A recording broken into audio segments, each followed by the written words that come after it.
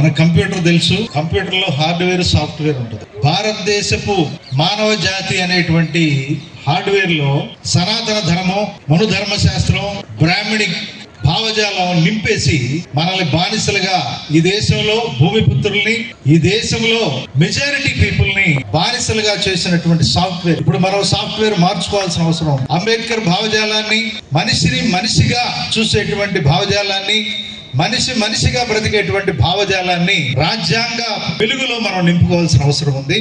ఆ ఉద్దేశాన్ని గ్రహించి ఈ దేశంలో అంబేద్కర్ పుట్టిన దగ్గర నుంచి కూడా అనేక రకాలుగా ఈ భావజాలాన్ని నింపడానికి అనేక సంస్థలు ప్రయత్నం చేస్తూ ఉన్నాయి.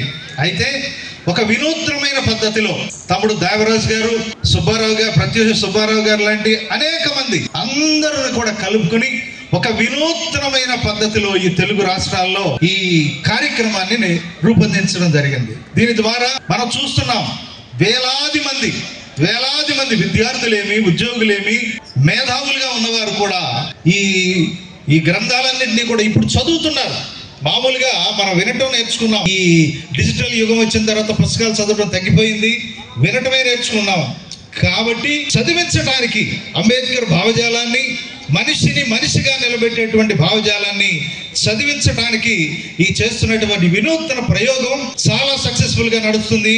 ఇది దేశవ్యాపితంగా రావాలని కోరుకుంటూ ఈ కార్యక్రమాన్ని ప్రారంభించి నిర్వహిస్తున్నటువంటి నిర్వాహకులందరికీ కూడా జై భీములు తెలియజేస్తూ నేను ముగిస్తున్నాను. Thank you.